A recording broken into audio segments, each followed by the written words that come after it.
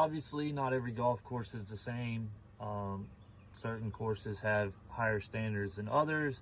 Certain superintendents will allow things that other superintendents might not.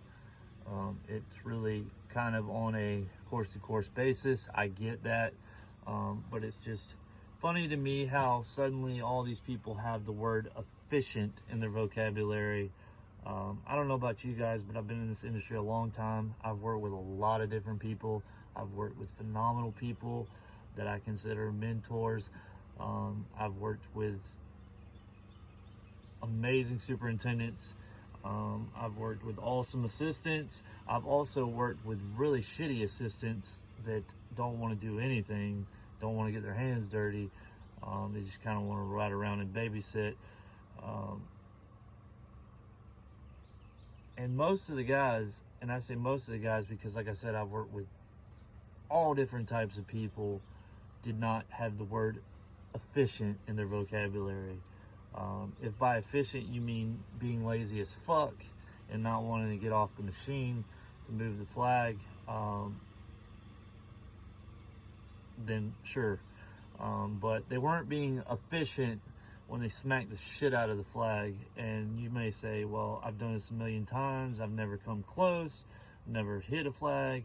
I've never broke a flag. I've never messed up the cup. Well, you will. You will eventually, trust me.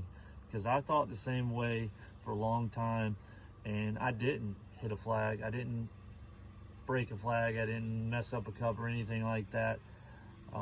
But until I did, you know, until that day that I did hit one and it flipped up and absolutely demolished the green. And, you know, then you have to go out and try to do patchwork. And it's just an absolute nightmare. And you're not really being efficient when you have to do that. So I say all this because, you know, at the end of the day, you're going to do whatever you want to do. If your superintendent allows you to do that and you think you're being more efficient, then that's great.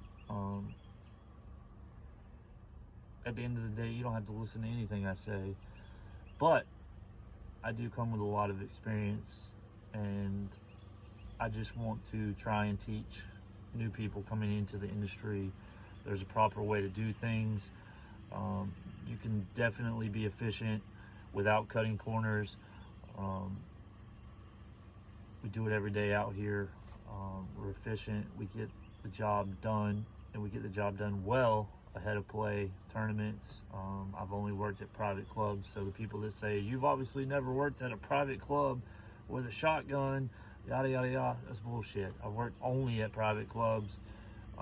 I've done thousands of tournaments. I've done thousands of shotguns, and we've gotten ahead and stayed ahead of play with no problem, being efficient. So at the end of the day, it's just kind of, you know, how do you want to run your operation?